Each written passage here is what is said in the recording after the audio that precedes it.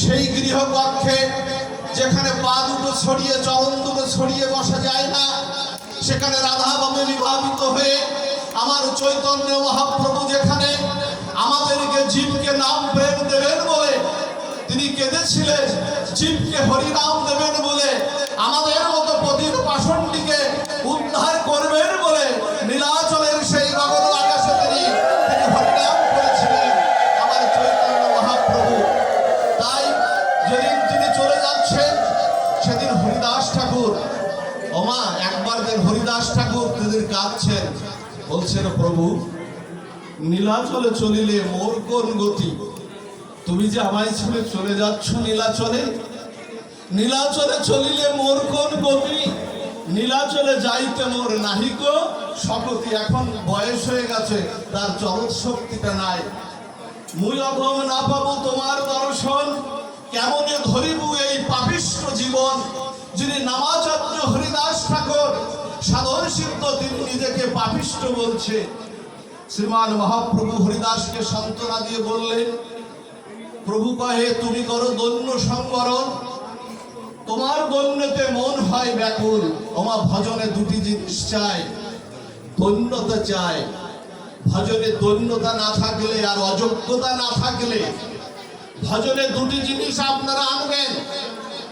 যদিও বড় করে ব্যাখ্যা করার সময় নাই, দুটি জিনিস হলো ভজনের আমাদের এগিয়ে যাওয়ার, দুটি জিনিস হলো আমাদের ভজনের বড় পাথেয়। সেটা একটা হলো দৈন্যতা আর একটা হলো অযোগ্যতা। নিজেকে কখনো যোগ্য মনে করবেন না, নিজেকে অযোগ্য হীনবুদ্ধি, তাহাতেই প্রেম, তাহাতেই সর্বসিদ্ধি। এটা আমরা চৈতন্য মহাপ্রভু হরিদাস ঠাকুরের লীলা থেকে আমরা জানতে পেরেছি। তাই বললেন তোমার দৈন্যতে মন হয় ব্যাকুল, তোমার আমি জগন্নাথে করিব নিবেদন। মহাপ্রভু বলছেন তোমার হইয়া যাইব আমি শ্রী পুরুষোত্তম। বলছেন তুমি ব্যাকুল হইও না হরিদাস, তোমার জন্য আমি জগন্নাথের কাছে নিবেদন করব। ওই অচল জগন্নাথ, বিগ্রহরূপী জগন্নাথ আর আমার চৈতন্য মহাপ্রভু বলেন তিনি হলেন সচল জগন্নাথ, তার কাছে নিবেদন করবেন। নিজেকে ভক্ত ভাব অঙ্গীকার করে মহাপ্রভু অবতীর্ণ হয়েছে। তো একজনই কি করলেন, চৈতন্য মহাপ্রভু হরিদাসকে নিয়ে গেলেন নীলাচলে। নীলাচলের সেই পুরীর সিদ্ধ বকুলতলায় হরিদাসের জন্য একটা কুটির নির্মাণ করে দিলেন। বলছেন এই স্থানে রহ করো তুমি নাম সংকীর্তন, মন্দিরে প্রতিদিন আমি আসি করিব মিলন। ওমা নদী সবসময় সাগরে মেশে না, আমরা তো তাই জানি। নদী তো সাগরের দিকে ধাবিত হয়, কিন্তু সাগর কি কখনো নদীর দিকে ধাবিত হয়? কিন্তু আজকে এখানে বলছেন প্রতিদিন চৈতন্য মহাপ্রভু বলছেন প্রতিদিন আমি চৈতন্য মহাপ্রভু ভগবান হয়ে তোমার সঙ্গে ভক্ত মিলন করার জন্য আমি সেই পুরীর সিদ্ধ বকুলতলায় আমি তোমাকে প্রতিদিন দর্শন দিতে আনব। এই হলো আমার মহাপ্রভু। কেমন ভক্ত, যে ভক্তের জন্য আজকে নিজে মহাপ্রভু সচল জগন্নাথ হয়ে আজকে নামাচার্য হরিদাস ঠাকুরের কাছে সঙ্গ দিতে আসছেন। কেন দিতে আসছেন? নিজেকে হীন মনে করছেন। হরিদাস ঠাকুর বলছে আমার ওই বিগ্রহ দর্শনের কোনো অধিকার নাই, আমি অধম, আমাকে দেখলে, আমাকে দর্শন করলে জগৎ সংসারের ভক্তদের পাপ হয়। আমাকে স্পর্শ করো না, আমাকে স্পর্শ করলে তোমাদের পবিত্র হওয়ার জন্য তোমাদের গঙ্গায় স্নান করতে হবে। এই হলো হরিদাস ঠাকুর। সেখানে বলছেন মন্দিরের চক্করে দেখি করহ প্রণাম, এইখানে আমি করিব তোমার আশীর্বাদ প্রসাদ। বলছে আমি তোমাকে জগন্নাথের মহাপ্রসাদ নিত্য দিয়ে যাব। ওমা ভক্ত ভগবানের যখন মিলন এভাবে হচ্ছে না, যখন প্রতিদিন কৃষ্ণ কথা আলাপন করে যাচ্ছেন আমার চৈতন্য মহাপ্রভু হরিদাস ঠাকুরের সাথে, কৃষ্ণ কথা আলাপন শেষে যখন চৈতন্য মহাপ্রভু ভক্তকে যখন আলিঙ্গন করতে যাচ্ছেন তখন বলছে নানা প্রভু তুমি আমায় ছুঁয়ো না, আমায় ছুঁয়ো না, আমি পাপী, আমি অধম, তুমি ওই পবিত্র দেহে আমাকে ছুঁয়ো না। আমার চৈতন্য মহাপ্রভু কি বলছেন জানেন মা? কথাটা বড় ব্যথিত হয়ে যায়। বড় হৃদয় বড় মর্মাহত হয়ে যায়। আমার চৈতন্য মহাপ্রভু বলছেন, দুহাত প্রসারিত করে বলছেন, হরিদাস তোমায় স্পর্শী আমি পবিত্র হইতে। বলছে হরিদাস তোমার মধ্যে যে পবিত্রতা আছে, আমি চৈতন্য মহাপ্রভু আমার মধ্যে সে পবিত্রতা নাই। বলছে তোমায় স্পর্শী আমি পবিত্র হইতে, তোমার পবিত্র ধর্ম নাহিক আমাতে। ক্ষণে ক্ষণে করো তুমি সর্বতীর্থ স্নান, ক্ষণে ক্ষণে করো তুমি তপযজ্ঞ দান, নিরন্তর করো তুমি চারি বেদ অধ্যয়ন, দ্বিজরাশি হইতে তুমি পরম পাবন। ওমা এক নামে তার সর্বতীর্থ স্নান। হরিদাস ঠাকুর কখনো ঠাকুর ঘরে গেছেন? আপনারা কি বলতে পারবেন ঠাকুর ঘরে গেছেন হরিদাস ঠাকুর? এক নামে তার সর্ববেদ অধ্যয়ন, গীতা ভাগবত অধ্যয়ন, এক নামে তার সর্বতীর্থ স্নান, এক নামে তিনি ব্রাহ্মণের থেকে শ্রেষ্ঠ, তিনি সন্ন্যাসীর থেকে শ্রেষ্ঠ। এই হলো হরিদাস। ওমা এখানে প্রশ্ন আসে না যে যিনি রসরাজ মহামাপ মিলিত দোনো আমার চৈতন্য মহাপ্রভু, তার কি অপবিত্রতা থাকতে পারে? তিনি বলছেন তোমায় স্পর্শী আমি পবিত্র হইতে। এই প্রশ্নটা আমাদের মনে তো আসতেই পারে, আসতে পারে। মহাপ্রভুর একটা অপবিত্রতা ছিল, সেই অপবিত্রটা হলো কি জানো মা? হরিদাসের মতো ভক্তকে, হরিদাসের মতো ভক্তকে আমার চৈতন্য মহাপ্রভু কখনো কিছু দিতে পারেননি। এটাই তার হলো পরম অপবিত্রতা, হলো এটাই যে আমি আমার ভক্তকে কিছু দিতে পারিনি। আপনাদের মনে আছে শুক্লাম্বার ব্রহ্মচারীর কথা? আপনাদের মনে আছে? আমার চৈতন্য মহাপ্রভু শিবাসাঙ্গিনায় কীর্তন করছেন, নৃত্য করছেন, হঠাৎ করে ওখানে শুক্লাম্বার ব্রহ্মচারী প্রবেশ করলো, যিনি দশ বাড়ি মাধুকারি করে যিনি ভিক্ষাবৃত্তি করে যিনি মহাপ্রভুকে ভোগ লাগাতেন। চৈতন্য মহাপ্রভুর ওই শিবাসাঙ্গিনার মধ্যে প্রবেশ করেছেন। প্রবেশ করিয়ে চৈতন্য মহাপ্রভু হঠাৎ দৃষ্টি গেছে শুক্লাম্বার ব্রহ্মচারীর সেই ভিক্ষা করা মাধুকারীর দিকে। খেয়াল দিন মা, ধামে এসে কর্ণটা খাড়া করে রাখুন, অন্যদিকে দৃষ্টি না। বলছেন যে ওই চালের দিকে, ওই মাধুকারি করা ভিক্ষাবৃত্তির দিকে খেয়াল গেছে। মহাপ্রভু হাঁটি হাঁটি পা পা করে শুক্লাম্বার ব্রহ্মচারীর দিকে আসছে। এসে বলছেন, ধরেই বলছেন, শুক্লাম্বার তোমার এর মধ্যে কি? বলছে প্রভু এর মধ্যে 10 বাড়ি মাধুকারি করা ভিক্ষা। বলছে দাও তো, আমি আজকে গ্রহণ করব। বলছে না প্রভু, এটা তোমাকে দেওয়া যায় না, এর মধ্যে বালি আছে, কাকর আছে, অপরিষ্কার, এটা চৈতন্য মহাপ্রভুকে দেওয়া যায় না। তুমি হলে রসরাজ মহাবাপ, এটা তোমাকে দেওয়া যায় না। তা বলছে না, আমি আজকে ভক্তের ভক্তি অর্ঘ্য গ্রহণ করব। নিজে নিজে কেড়ে কেড়ে দেবে না, কেড়ে কেড়ে খাচ্ছেন।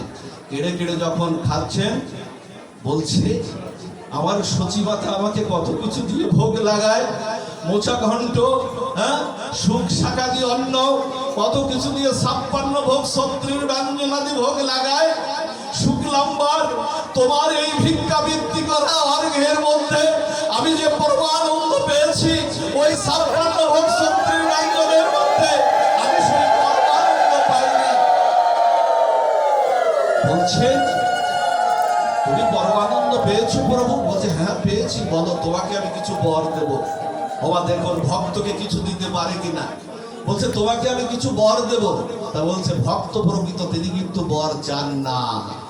ধ্রুবকে দিতে পেরেছিল, প্রহ্লাদকে দিতে পেরেছিল। প্রকৃত যারা ভক্ত তারা কখনো বর চান না, তারা চান যে জন্ম জন্মান্তরে তোমার চরণের যেন অহেতুকী শুদ্ধ ভক্তিটা যেন আমার থাকে। ওবা কি চাইছে না? মহাপ্রভু শুক্লাম্বারকে বর দিল, শুক্লাম্বার বর নেবে না। বলছে না প্রভু বর চাই না। মহাপ্রভু দেবে, শুক্লাম্বার নেবে না। এখন জোরাজুরি। বলছে তুমি শুনবেই না, যখন দাও বর দাও। তখন কি বর দিলেন জানেন মা? এইরকম বরের কথা শুনলে তো আমরা অবাক হয়ে যাব। বর দিলেন শুক্লাম্বার তুমি যেন জন্মে জন্মে এভাবে যেন তুমি ভিখারি হয়ে থেকো, তুমি যেন জন্মে জন্মে এভাবে যেন তুমি ভিখারি হয়ে এভাবে মাধুকারি করে তোমার যেন জীবন চলে, তোমাকে এই আশীর্বাদ করলাম। ওমা প্রভুর বরটা আমার শুক্লাম্বার মাথায় করে নিলেন, হাসছেন। শুক্লাম্বর বড় প্রীত হয়েছেন, প্রভু এমন একটা বর দিলেন, আমার চাওয়ারও অতিরিক্ত বর দিলেন। বলছে প্রভু তোমার এই বরটা আমি মাথায় করে নিলাম, কিন্তু আমারও একটা প্রার্থনা তোমার চরণে আছে। বলছে বলো বলো শুক্লাম্বর, সে কি প্রার্থনা? বলছে আমার প্রার্থনাটা হলো আমি জন্মে জন্মে এরকম ভিখারি হয়ে থাকবো, আর আমার মতো ভিখারির ভিক্ষা লোক দৈবার্গে তুমি চৈতন্য মহাপ্রভু জন্ম জন্মান্তরে কেড়ে কেড়ে খাবে, এই তোমার কাছে প্রার্থনা। বলে তথাস্তু, এই হলো ভক্ত ভগবানের লীলামা, সেই হলো ভক্ত, কিছুই তিনি চান না। আমরা একটু অন্তলীলার জায়গায় একটু চলে যাই। এ তো 5-6 ঘন্টা ধরে ব্যাখ্যা করলেও এটা শেষ হবে না। অন্তলীলায় দেখুন, একদিন হরিদাস ঠাকুর মহাপ্রভুর চরণে প্রার্থনা করছেন।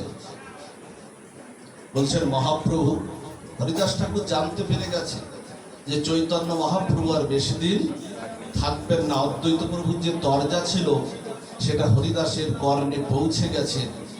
প্রকৃত গুরুদেবের যিনি শিষ্য, তিনি জানতে পারেন যে ওই গুরুদেবের কখন কি লাগবে, গুরুদেব কি বলছেন এটা জানতে পারে যদি যদি সৎগুরুদেবের তিনি শিষ্য হয়। মহাপ্রভুর অপ্রকট লীলা যিনি তিনি করবেন এটা জানতে পেরে গেছে হরিদাস ঠাকুর। প্রার্থনা করছেন, প্রভু জীবনে তোমার কাছে কখনো কিছু চাইনি প্রভু, আজ তোমার কাছে একটু কিছু চাইব। বলছে বলো হরিদাস। মহাপ্রভুর আনন্দে আপ্লুত হচ্ছে। বলো হরিদাস তুমি কি চাও, কি চাও বলো তুমি হরিদাস। বলছে প্রভু আমার মনে হয় তুমি আর প্রকট লীলায় বেশি দিন আর থাকবে না। তোমার আগে যাতে আমার দেহটা এই মাটিতে পড়ে, এজন্য তোমার চরণে প্রার্থনা। বলছেন এক বঞ্ছা হয় মোর বহুদিন হইতে, লীলা সম্বলিবে তুমি মোর লয় চিত্তে। আমার মন বলছে তুমি থাকবে না বেশি দিন, সেই লীলা প্রভু মোরে কভু না দেখাইবা, আপনার আগে মোর শরীর পড়িবা। বলছে সেই লীলা যেন আমাকে না দেখতে হয়, যেন আমার আগে তুমি যেন চলে যাও, এটা আমি দেখতে পারবো না।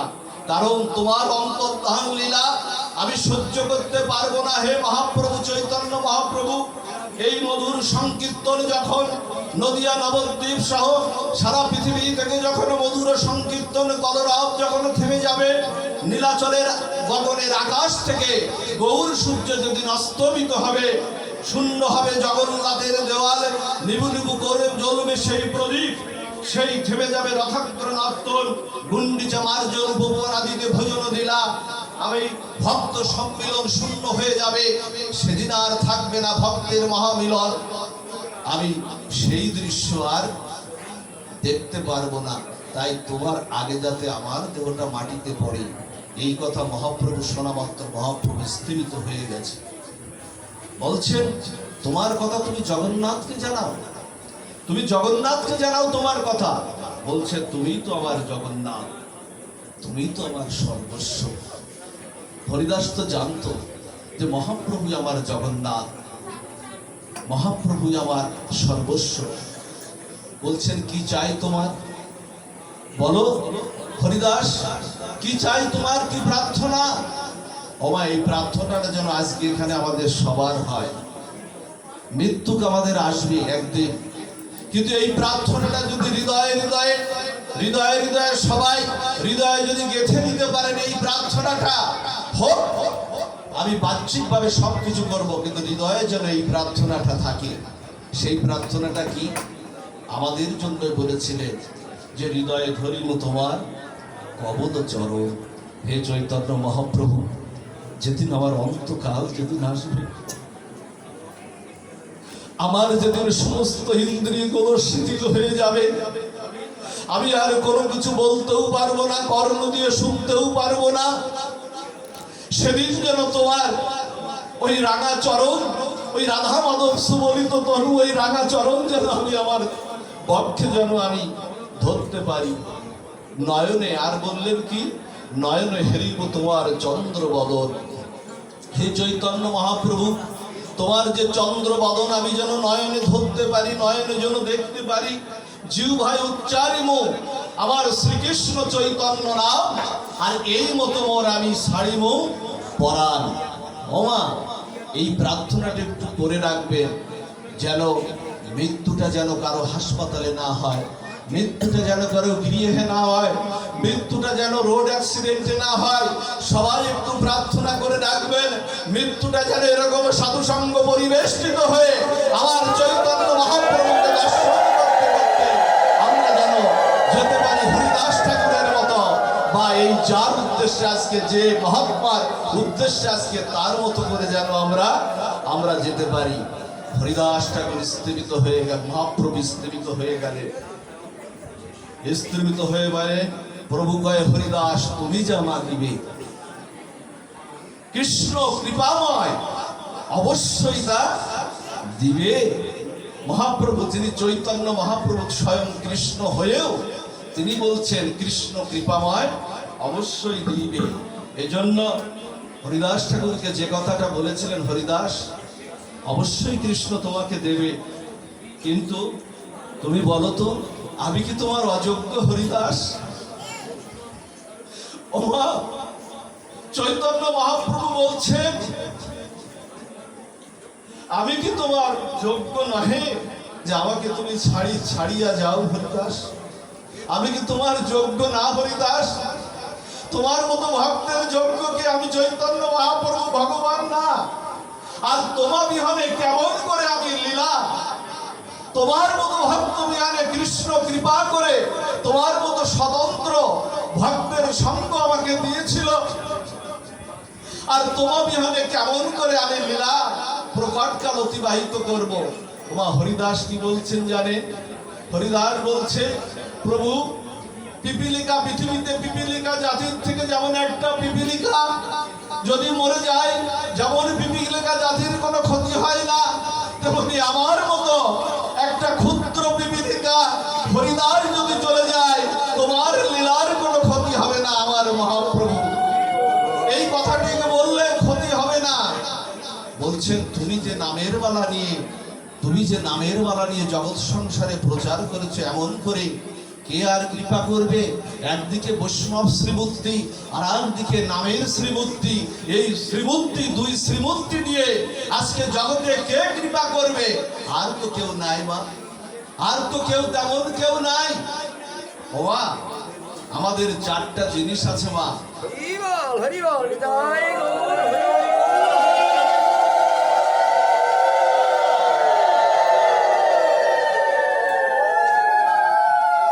আমাদের চারটা জিনিস আছে মা, একটু খেয়াল করবেন। এই চারটা জিনিস হলো, আমাদের গুরু বিনা আমাদের বন্ধু নাই। আমাকে উদ্ধার করার মতো জগৎ সংসারে আর কেউ, স্বয়ং ভগবান আমাকে উদ্ধার করতে আসবে না। কারণ এই মায়ামুগ্ধ জীবের নাহি কৃষ্ণ শতজ্ঞান। এই জীবের এই ডাকটা এই মায়ার আবরণ ভেদ করে এই চিন্ময় লোকে শ্রী গোবিন্দের কাছে কখনো পৌঁছায় না।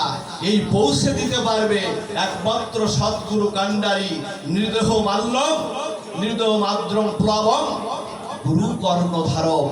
ওমা, যারা দেবদুর্লভে মনুষ্য জন্ম পেয়ে, যারা মুক্তির ভগবত মুক্তির দ্বার স্বরূপ এই দেবদুর্লভ মনুষ্য জন্ম পেয়ে, যারা এই দেহরূপ নৌকা পেয়ে, সদ্গুরু রূপ কাণ্ডারী পেয়ে, যারা গৌর গোবিন্দের ভজন করে যারা উদ্ধার হওয়ার চেষ্টা করলো না, তারাই প্রকৃত আত্মহত্যাকারী। গলায় দড়ি দিলে আত্মহত্যাকারী, তাদেরকে বলে ওরা আত্মহনন বলে। কিন্তু প্রকৃত আত্মহত্যাকারী, প্রকৃত ব্যাধ, ওই যারা দেখবেন কসাই, যারা পশু হত্যা করে, ওদেরকে ব্যাধ বলছে না, প্রকৃত ব্যাধ বলছে যারা এই দেহরূপ নৌকা পেয়ে, গুরুরূপ কাণ্ডারী পেয়ে, এই যুগধর্ম হরিনাম সংকীর্তন পেয়ে যারা গৌর গোবিন্দের ভজন করে উদ্ধারের চেষ্টা যারা করল না, তারাই হলো ব্যাধ। এজন্য উদ্ধারে গুরু বিনা বন্ধু নাই।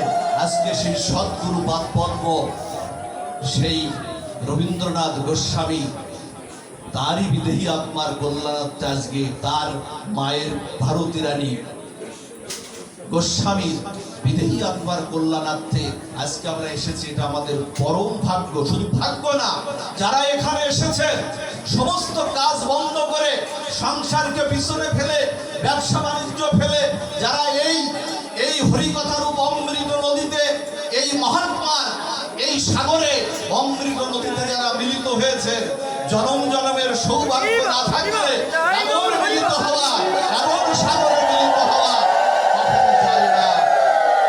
আর কি বললেন? আর বললেন নাম বিনা কোনো সাধন নাই, কলিযুগে নামই হলো যুগ ধর্ম, আর নিতাই বিনা কোনো দয়াল নাই।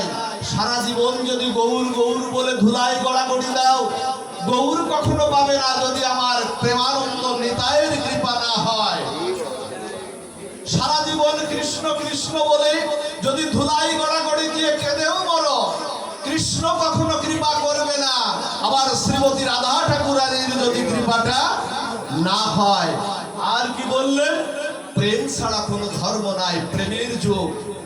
কোনো জাতপাতের কোনো ভেদ নাই। আচণ্ডালে ব্রাহ্মণ, আচণ্ডালে ব্রাহ্মণ, চণ্ডালে কুলাকুলি, এই জাতপাতের কোনো ভেদ নাই। বন্যা এলে খালার জল, খন্দের জল, পুকুরের জল যেমন একাকার হয়ে যায়, কেউ আলাদা করে আর কুয়োর জল খোঁজ করে না, তেমনি চৈতন্য মহাপ্রভুর এই যুগ ধর্ম হরিনাম সংকীর্তন সবাইকে এক করে দিয়ে এক প্রেমের কাতারে। এখানে কোনো বিচার আছে মা? এখানে কে ব্রাহ্মণ, কে শূদ্র, কে অন্য জাতি, কে চণ্ডাল, এখানে কোনো বিচার নাই। এটা চৈতন্য মহাপ্রভুর অবদান। ও মা, তাই বলছেন হরিদাস, তুমি যদি চলে যাও কেমন করে নাম প্রচার হবে? জগাই মাধাইকে যখন উদ্ধার করতে হরিদাস ঠাকুর গিয়েছিলেন মা, আপনাদের মনে আছে জগাই মাধাইকে উদ্ধার করতে গিয়েছিলেন। আচ্ছা, যিনি স্বয়ং ব্রহ্মার অবতার হরিদাস ঠাকুর, তিনি জগাই মাধায় তাদেরকে দাবড়াচ্ছে, হরিদাসকে দাবড়াচ্ছে। এটা হয় কখন? চৈতন্য যিনি সৃষ্টিকর্তা ব্রহ্মা, জগাই মাদায়ের দাবড় খেয়ে কখনো তিনি দৌড়াতে পারে? এটা পারে না। শাস্ত্র সিদ্ধান্ত কি জানেন মা? এক হলো বৈষ্ণব কৃপা, এক হলো নামের কৃপা। নাম করছে না, দৌড়াচ্ছেন হরিদাস ঠাকুর। নাম দিতে গেছেন তো জগাই মাধাইকে, ওদের মতো পাপীদের নাম দিতে গেছে। আমার হরিদাস নিত্যানন্দ ওদের ধাওয়া খেয়ে যাচ্ছেন। আমার শাস্ত্র কি বলছেন জানেন? শাস্ত্র বলছেন, ওরে যদি কেউ কৃষ্ণ কৃপা লাভ করতে চাও, যদি কেউ বৈষ্ণব কৃপা, নাম কৃপা লাভ করতে চাও, তাহলে হরিদাস ঠাকুরের মতো বৈষ্ণবের পিছু পিছু দৌড়াও। হরিদাস ঠাকুরের পিছু পিছু দৌড়ায়, না হলে বৈষ্ণব কৃপা না হলে হবে না। এই জন্যই ও যে বৈষ্ণবের পিছনে পিছনে দৌড়াও। আপনাদের এই সিদ্ধান্ত, সাধুর পিছনে পিছনে দৌড়ান। সাধুর অঙ্গের বাতাসটাও যদি আপনার অঙ্গে লাগে, জন্ম জন্মান্তরের পাপ দূরীভূত হয়ে যায়। বৈষ্ণবকে দেখে যদি কেউ প্রণাম না করে, বৈষ্ণব দেখিয়া যে না নুয়ায় মুন্ড, তার মুন্ড গিয়া পড়ে নরকেরও কুণ্ড। অনেকের ভালো না লাগতে পারে বৈষ্ণবদের, গলায় তুলসীর মালা, এরকম তিলক চন্দন, মস্তকে শিখা, এগুলো অনেকের আজকাল অনেকের ভালো নাও লাগতে পারে। কিন্তু শাস্ত্র বলছে তোমার ভালো নাও লাগতে পারে, কিন্তু বৈষ্ণব যখন আসবে, দূর থেকে আসবে, ওই দূর থেকে যদি তুমি একটা প্রণামও করো, ওই একটা প্রণামের কারণে তোমার 7 জন্মের পাপ এক বৈষ্ণব প্রণামের কারণে দূরীভূত হয়ে যাবে। এই হলো বৈষ্ণব প্রণাম। এই জন্য হরিদাস ঠাকুরকে এই কথা বলছেন।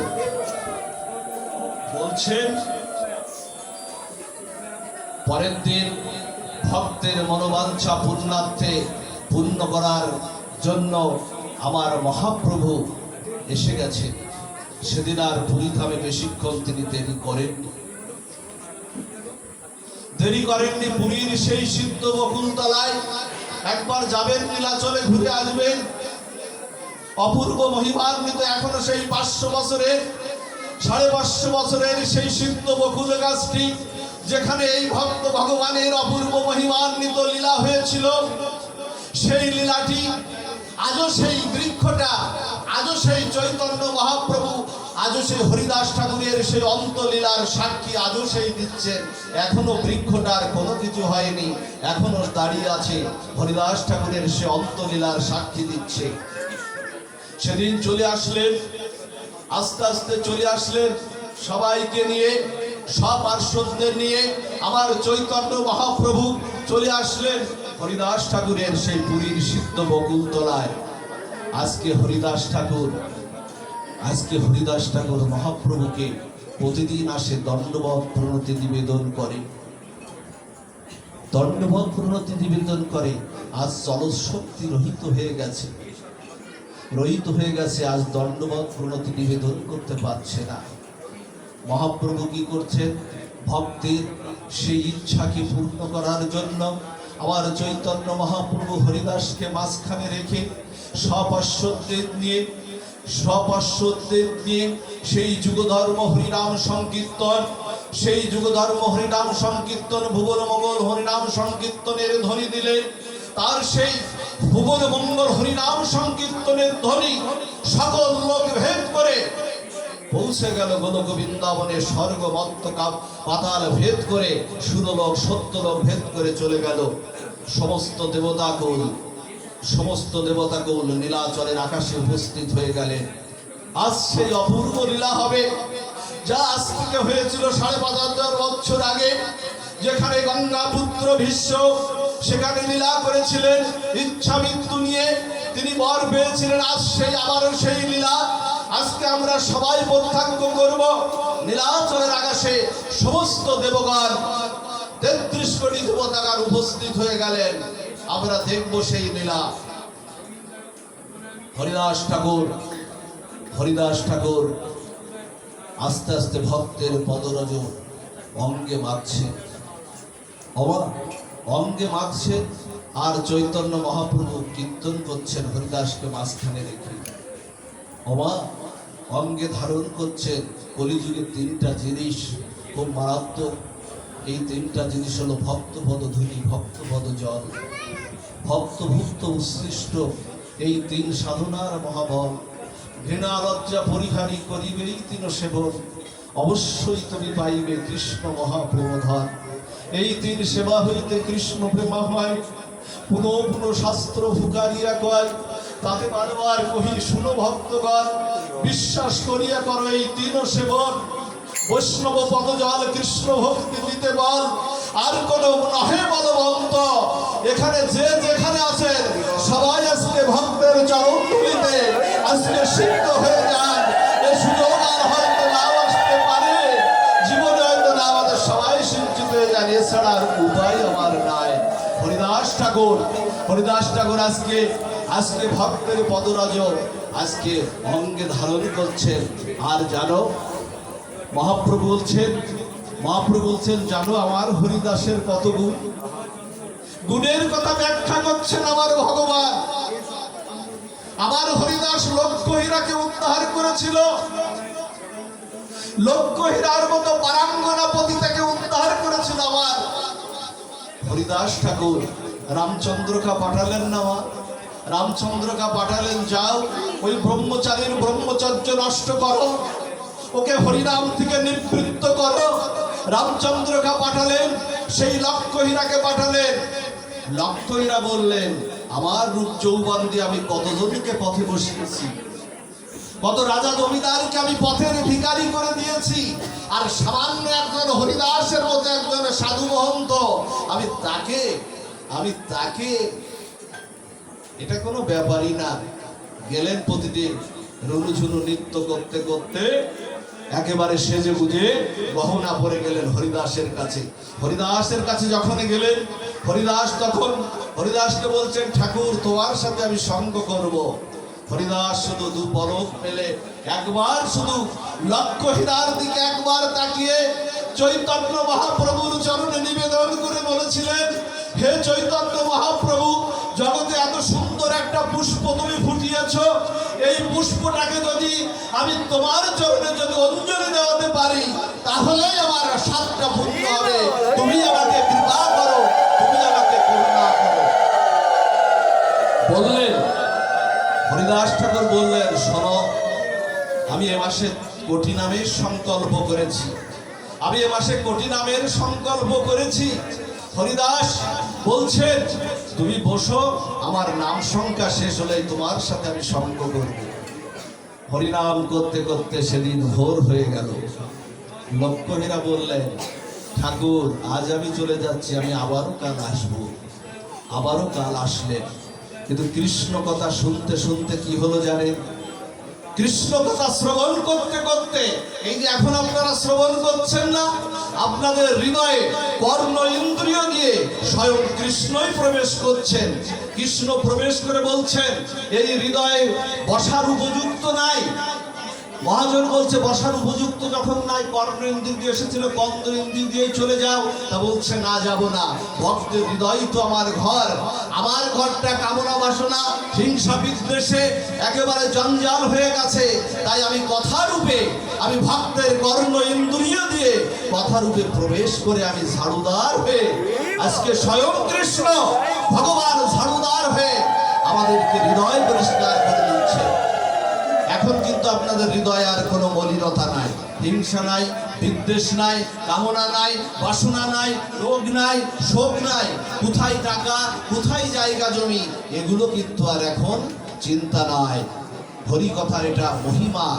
ভগবান বলছেন, যেখানে হরি কথা হয় সেখানে আমি ধ্রুব আর পুরাণ নারদকে নিয়ে উপস্থিত হয়ে যাই। আর শোনো, তোমার এই হরি কথাকে সম্মান জানানোর জন্য, তোমার হরি কথাকে সম্মান জানানোর জন্য আমি শ্রীমতী রাধা ঠাকুরানীকে নিয়ে আমি সিংহাসন আহরণ করি না, আমি হরি কথাকে দাঁড়িয়ে পড়ে তোমাদের এই হরি কথা আমি শ্রবণ করাই। এই মুহূর্তে আমার ঠাকুরানীকে দাঁড়িয়ে পড়ে হরি কথা নিজেই শ্রবণ করছেন আমার গোবিন্দ। হুমা যখন বলছেন, দ্বিতীয় দিন গেলেন, দ্বিতীয় দিনে একে কথা, এই কথা শুনতে শুনতে ওর হৃদয় আস্তে আস্তে পরিষ্কার হচ্ছে। এসেছিল জল ঘোলা করতে, নিজেই এখন শুদ্ধ হয়ে আস্তে তৃতীয় দিন ভাবছে, ওর হৃদয়ে দেখেন পরিবর্তন এসে গেছে। এই জন্য যদি এইসব অনুষ্ঠানে আপনারা যাদের এসেছেন তাদের লজ্জা দেওয়ার জন্য বলছে না, দেখবেন একটু গলায় তুলসীর মালা, একটু এই একটা দিনের জন্য একটু ধুতি যদি পরে আসেন, একটা উত্তরীয় একটু তিলকে বিভূষিত করে আসেন, একটু উত্তরীয় যদি গায়ে দিয়ে আসেন, দেখবেন আপনাদের হৃদয়ে একটা অভূত পরিবর্তন, একটা ভক্তি আপনাদের আসছে। এটা আসবেন, এটা আসবেন। আমি এখানে দেখছি অনেক বাবারা বৃদ্ধ বয়সে অনেকে আসছে, আপনাদের লজ্জা দেওয়ার জন্য বলছেন, এটা আপনারা আসবেন, আসলেই দেখবেন হৃদয়ে একটা পরিবর্তন। পরের দিন কি ভাবছেন জানেন? পরের দিন লক্ষ্যইরা ভাবছে, ঠাকুরের মনে আমার এই পোশাকে মনে হয় পছন্দ, দেখি একটু ঠাকুরের যেমন গেরুয়া পোশাক, মানে শুরু হয়ে গেছে, কাজটা শুরু হয়ে গেছে। ঠাকুরের যেমন গেরুয়া পোশাক, আমি একটু গেরুয়া পোশাক করে যাই। উনি যেমন দাদুর সঙ্গে তিলক দেয়, আমি একটু তিলকে বিভূষিত হয়ে যাই। আর ওনার গলায় তুলসীর মালা আছে, একটু তুলসীর মালা দিয়ে যায়।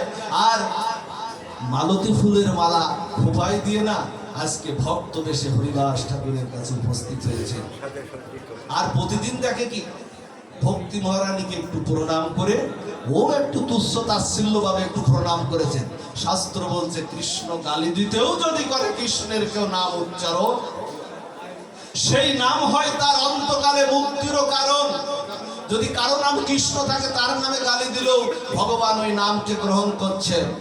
গালি দেওয়া নামেও আপনার মুক্তির কারণ অন্তকালে আপনাকে করে দেবে। এটা আমার ভগবানের কথা। যদি কেউ বলেন আমি দামোদর যাব, দামোদর গ্রাম আছে, দামোদর গ্রামের সঙ্গে ভগবানের দামোদর মা যশোদা যে নামটা রেখেছিলেন, আমি কৃষ্ণনগর যাব, ওখানে নগরের সঙ্গে কৃষ্ণ আছে। আমি একটু রামনগর যাব, আমি একটু জগন্নাথ ধাম যাব। এই নামগুলো বললে, এই নামগুলো কিন্তু বলার জন্য ভগবানকে স্মরণ করে বলছে না, সংক্ষেপে বলছে, তাতেও কৃপা হবে, তাতেও করুণা হবে। তৃতীয় দিন এসেছেন, হরিদাস ঠাকুর যেমন প্রণাম করে বসেছে, বউ প্রণাম করে বসেছে। প্রণাম করে যখন বসেছে, হরিদাস ঠাকুর আজ উচ্চ স্বরে হরিনাম করছে। উচ্চ স্বরে হরিনাম করতে করতে ওই কৃষ্ণ কথার কৃষ্ণ নাম, কৃষ্ণ গুণ এক, ওই কথারূপে আজকে কর্ণ ইন্দ্রিয় দিয়ে আজকে হরিদাস ঠাকুর আজকে সেই লক্ষ্যহীনার মধ্যে প্রবেশ করিয়ে দিয়েছে। যখন কৃষ্ণ যখন স্বয়ং প্রবেশ করে গেল হৃদয়ে, তখন লক্ষ্মীরার দু চোখে অশ্রু ঠাকুরের চরণে পতিত হয়ে বলছে, হে ঠাকুর, আমার এই রূপ যৌবন দিয়ে আমি কতজনকে পথে বসিয়েছি, আমার কতজনকে পথের ভিখারি করে দিয়েছি, কিন্তু প্রভু তোমার এই হরিনামে যে আনন্দ, তোমার এই হরিনামে যে প্রেমানন্দ, এই প্রেমানন্দ আমি আজও পাইনি। কাঁদছেন আর চরণ ধুয়ে দিচ্ছেন, চরণ প্রক্ষালন করে দিচ্ছে হরিদাস ঠাকুর। আমাকে কৃপা করো। লক্ষ্মীরা বলছে কৃপা করো। হরিদাস বলছে কৃপা তোর হবে, তোর কৃপা করার জন্যই আমি এসেছি আজকে। কবেই চলে যেতাম নীলাচলে, তোকে কৃপা করার জন্যই চৈতন্য মহাপ্রভু আমাকে এখানে রেখেছে। কৃপা তোর হবে, করুণা তোর হবে। যা পুকুর থেকে স্নান করে আয়, মস্তক মুন্ডন করে স্নান করে আয়, তোকে দিব্য হরিনামে আমি দীক্ষা দেব। আর তুই দিব্য হরিনাম আর চানাচর বন করে বেনাপুর পাটবাড়ির জঙ্গলে এই বৃক্ষতলে বসে তুই হরিনাম কর।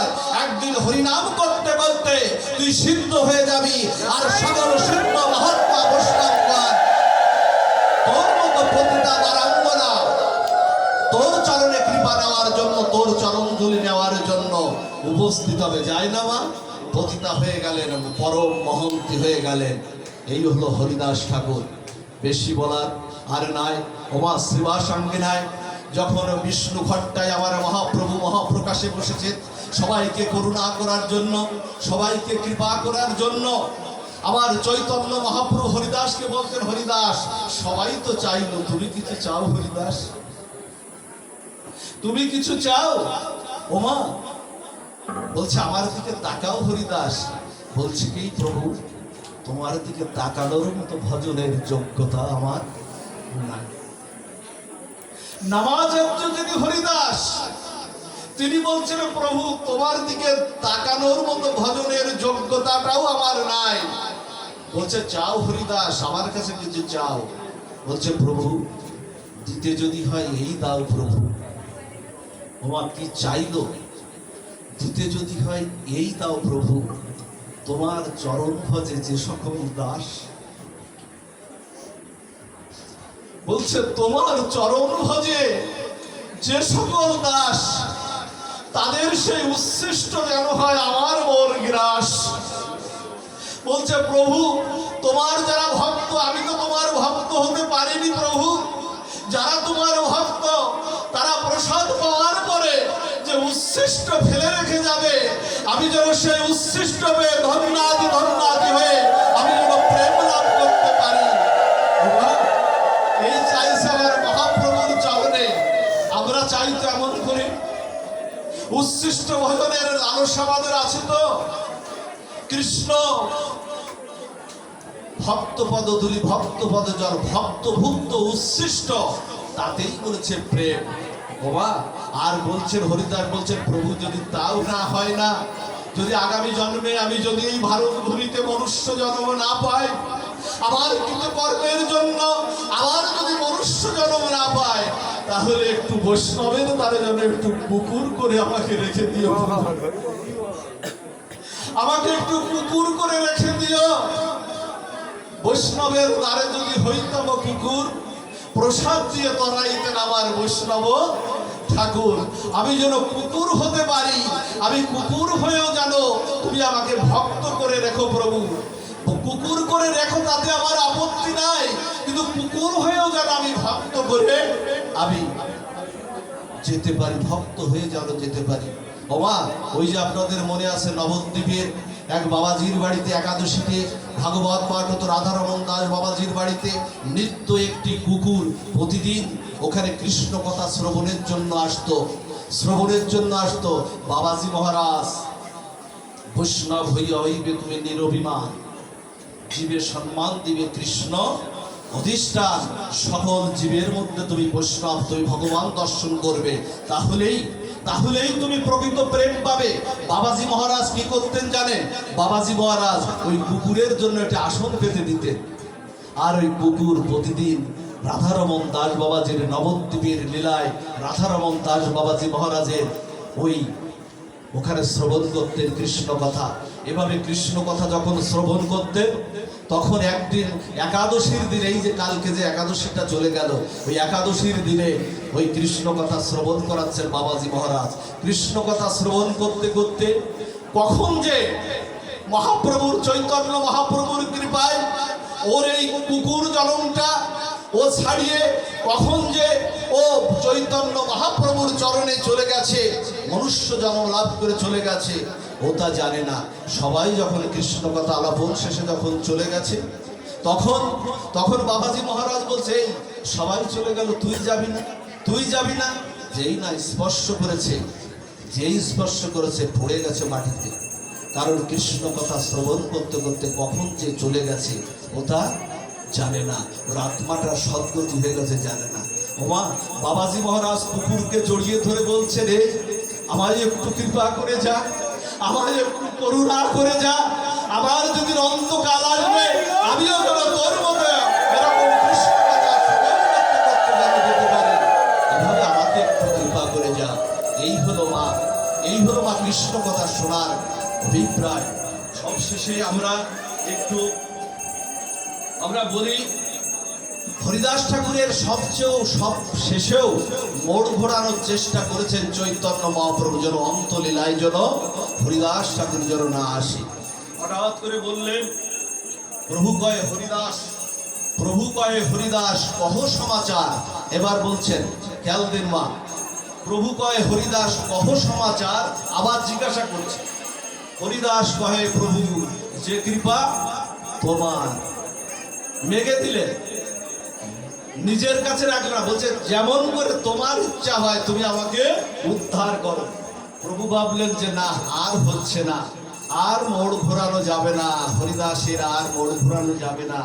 মনে মনে হরিদাস ঠাকুর বলছেন চৈতন্য মহাপ্রভুকে, হে সংকীর্তন জনক, হে সংকীর্তন বিহারী, হে শ্রীবাসঙ্গনের নাটুয়া নটন মঙ্গল, হে নটন মঙ্গল তিলক, তোমার সেই মঙ্গল লীলা বচন সঙ্গীত কলা মধুর চাহনির অপূর্ব আকর্ষণ, তোমার সেই গৌরাঙ্গ রূপ, তোমার সেই গৌরাঙ্গ গুণ, তোমার যে ইচ্ছা বড় হরিনাম সংকীর্তন, হে সংকীর্তন বিহারী, যেমন করে তুমি নেচেছিলে শ্রীবাসঙ্গিনার, সেই শ্রীবাসঙ্গিনার কীর্তন মন্দিরে যেমন করে নেচেছিলে আজপুরীর সিদ্ধ বকুলতলায়, তুমি তেমন করে সেই গগন বিদারী সেই হরিনাম সংকীর্তনের ধ্বনি তুলে আমার সামনে তুমি প্রকাশ করো।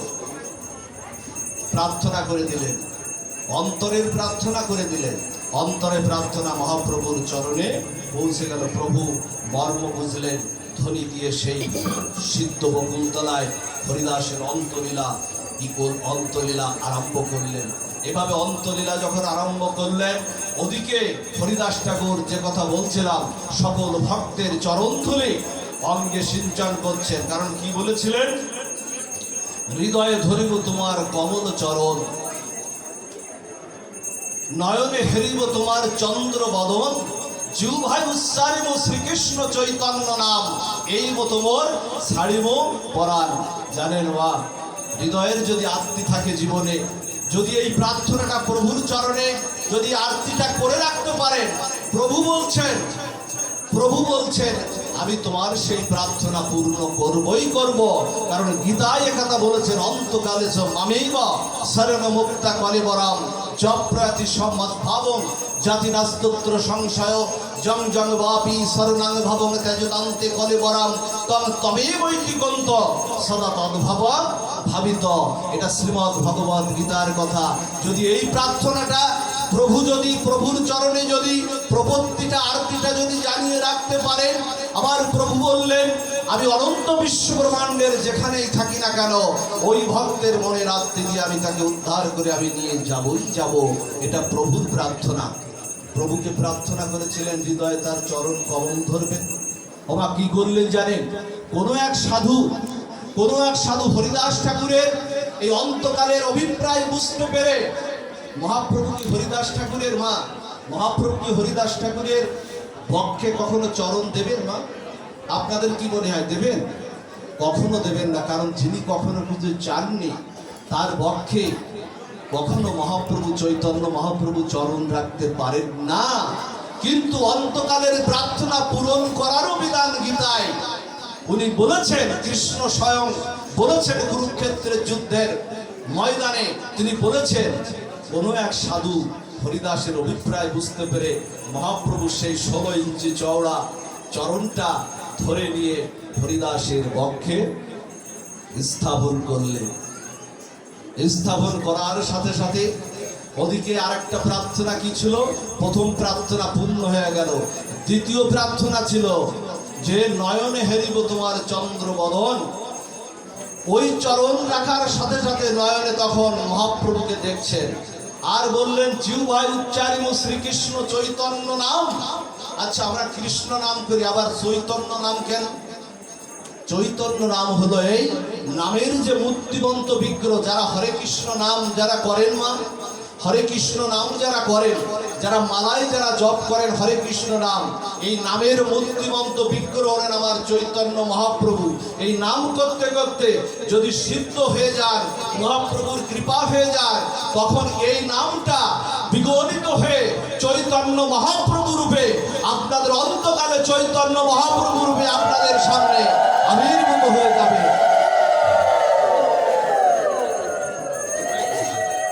আবির্ভূত হয়ে যাবে, এই হলো নাম। তখন তৃতীয় হলো এই মতো মোর শাড়ির উপরান।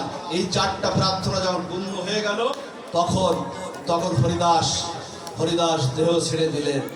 হরিদাসের এই তনু কোলে নিয়ে আমার চৈতন্য, আমি প্রায় বিশ্রামের দিকে চলে যাচ্ছি, হরিদাসের এই দেহ কোলে নিয়ে আমার চৈতন্য মহাপ্রভু পাগলের মতো পাগল পারা হয়ে গেলেন। এমন ভক্ত বিহনে আমি কি করে আমার লীলাকাল আমি অতিবাহিত করব? জানেন, নৃত্য করছেন এমন করে, যেটা প্রথম শ্লোকে নামামি হরিদাসং তং চৈতন্য তং প্রভু। যার তনু কোলে নিয়ে হরিদাস ঠাকুর, যার কোলে তনু নিয়ে আমার চৈতন্য মহাপ্রভু নৃত্য করেছিলেন, আজকে নৃত্য করতে করতে মা দুপুর গড়িয়ে বিকেল হয়ে গেল। স্বরূপ দামোদর রায় রামানন্দ প্রত্যেক ভক্ত বলছে, প্রভু আর কত সময় হরিদাসের তনু কোলে নিয়ে তুমি নৃত্য করবে? হরিদাসের এই দেহের সমাধি করতে হবে, তার সৎকাজও করতে হবে।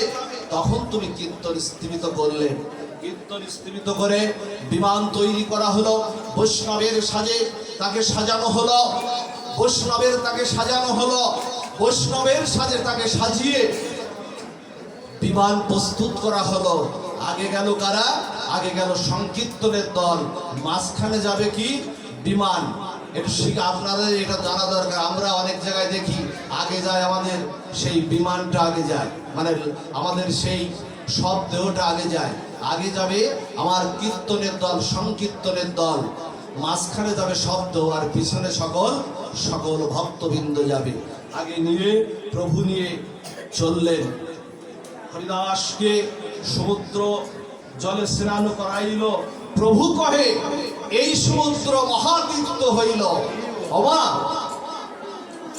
এই যে পুরীর যে সমুদ্র, এই সমুদ্রে স্নান করলেও যেখানে আমার মহাপ্রভু বলেছিলেন সেটা মহাতীর্থ, এই সমুদ্রে স্নান করলেই কৃষ্ণ প্রেম ভক্তি লাভ হয়ে যায়। কারণ বৈষ্ণবের চরণ ধোয়ানো পাদদোক জল যেখানে পড়ে, আমার চৈতন্য মহাপ্রভু দুবাহু প্রসারিত করে বলেছিলেন, হে সমুদ্র, তুমি এতদিন ছিলে তীর্থ, কিন্তু আমার হরিদাসের পাদদোক জল তোমার এই বক্ষে পড়ার সাথে সাথে আজ তুমি হয়ে গেলে মহাতীর্থ হয়ে গেলে। আজকে সেই মহাতীর্থ হয়ে গেল। স্নান করানো হলো, স্নান করিয়ে আবার সেখানে সেই বালুর মধ্যে সেখানে সমাধি রচনার জন্য প্রথম বালুটা কে দেবে? হরিদাসের কোনো কেউ তো নাই, সংসার করেননি কখনো। প্রথম বালুটা কে দেবে? গরম বালু আমার চৈতন্য মহাপ্রভু দিতে পারছেন না। আমার হরিদাস বলছেন, আমার হরিদাসের বক্ষে আমি গরম বালু কি করে দেব? জানেন, মহাপ্রভু বিরহে কাঁদলেন। কাঁদতে কাঁদতে মহাপ্রভুর এই 2 নয়ন থেকে গঙ্গা যমুনার ত্রিবেণী ধারা যেমন বহে, তেমন করে গঙ্গা যমুনার ত্রিবেণী ধারা বইছে। আর সেই জলে, সেই অশ্রু জলে চৈতন্য মহাপ্রভুর অশ্রু জলে সেই বালুটা ভিজিয়ে প্রথম বালুটা আমার চৈতন্য মহাপ্রভু দিলেন, আর পরে আস্তে আস্তে সকল ভক্ত দিলেন। সবাই সমাধি রচনা করে ফিরে আসলেন। এসে বললেন, আমি তো সন্ন্যাসী, আমার তো কিছু নাই, আমার তো কানাকড়ি নাই, আমার হরিদাসের মহোৎসব করতে হবে। আজকে সেই মহোৎসব, আজকে হরিদাসের মহোৎসব করতে হবে। ওগো, আমার তো কিছু নাই, আমি তো সন্ন্যাসী। ও মা, কি করলেন জানেন? শতলক্ষ্মী যার চরণ সেবা করে, অন্নপূর্ণা যার দুয়ারে দাসী হয়ে বসে আছে, ডাকলেই আসি।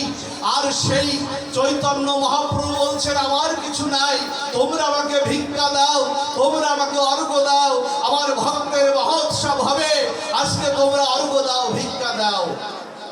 ভিক্ষাবৃত্তিটা তিনি চালু করলেন কেন জানে মা? এই যে নামযজ্ঞে ভিক্ষা, মহোৎসবে ভিক্ষা কেন চালু করলো? চালু করার একটা বিশেষ কারণ আছে। ভিক্ষাবৃত্তি করলেই হৃদয়ের অহংকারটা দূরীভূত হয়ে যায়। ভিক্ষাবৃত্তি না করলে, লালাবাবুর কি দীক্ষা হয়েছিল? জগৎ সিটের কাছে যতক্ষণ পর্যন্ত ভিক্ষা না চাইল ততক্ষণ পর্যন্ত। এই জন্য মাধুকারীর একটা মহিমা আছে, মহিমাটা হলো ভিক্ষা করতে হবে, তাহলে হৃদয়ের অহং নাশ হয়ে যায়।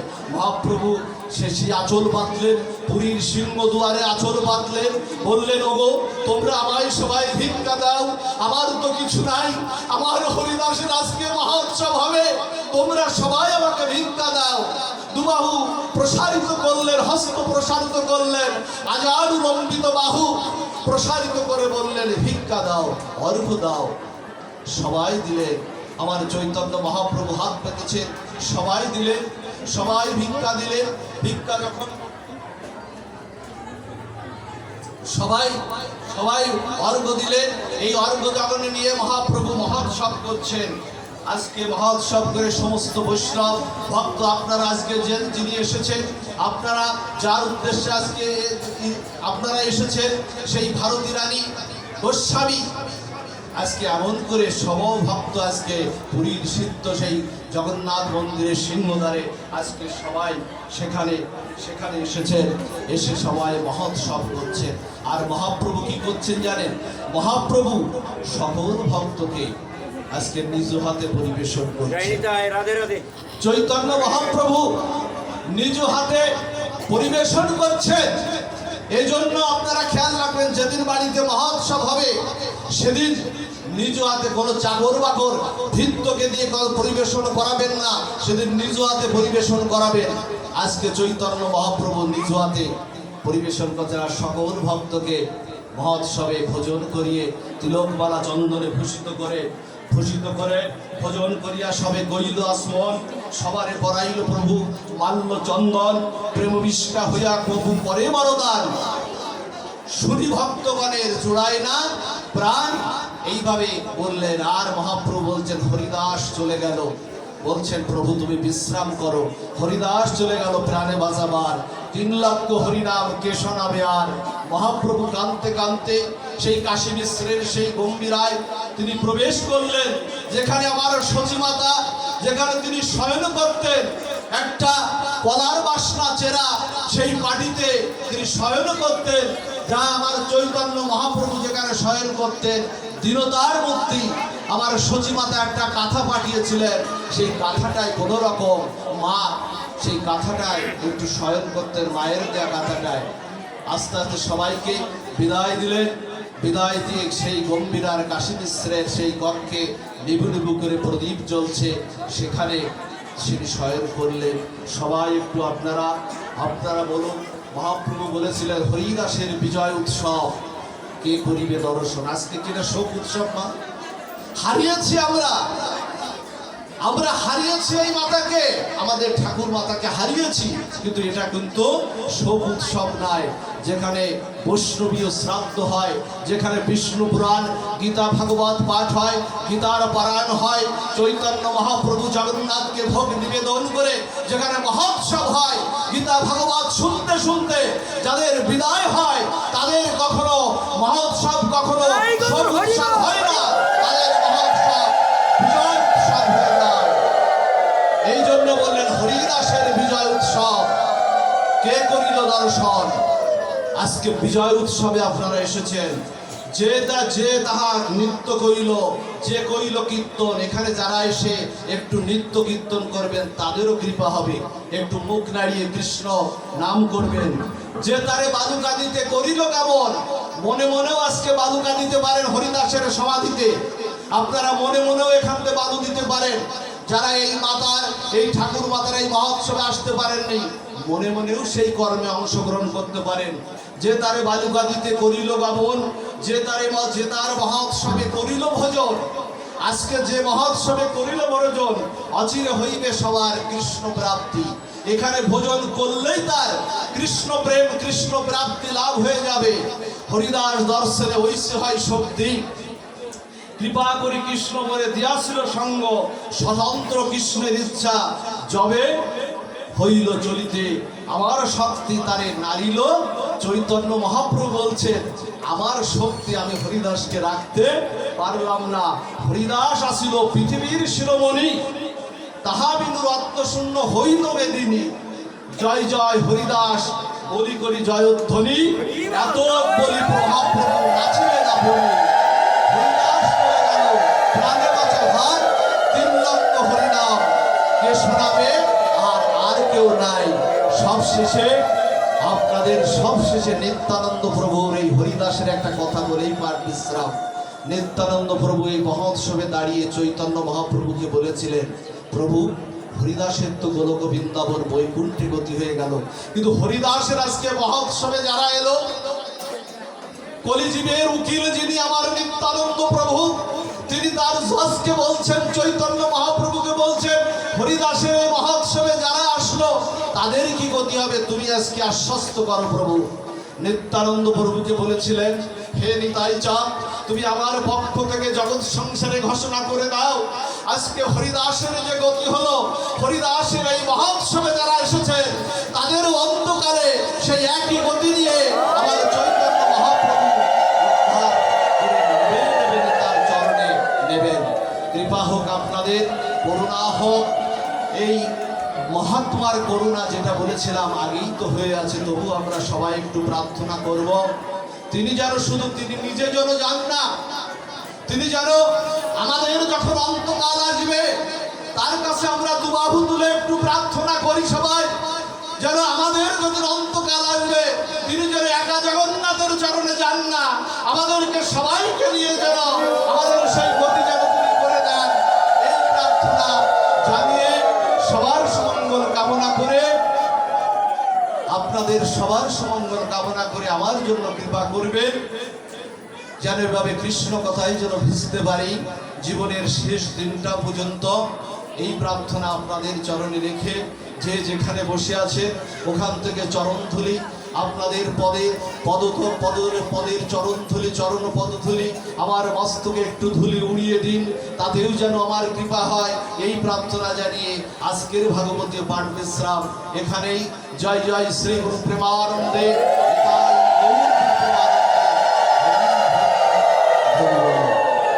জয় শ্রী রাধে, জয় নিতাই, জয় গৌর সুন্দর। হরে কৃষ্ণ। কেউ উঠবেন না, আমি 2 মিনিট সময় নিচ্ছি একটু। রাধে রাধে। আজকের এই মহতী মহোৎসবে আপনারা সকলেই জানেন যে নিত্যলীলা প্রবিষ্ট 108 বৃন্দাবন গোস্বামী মহারাজের সহধর্মিণী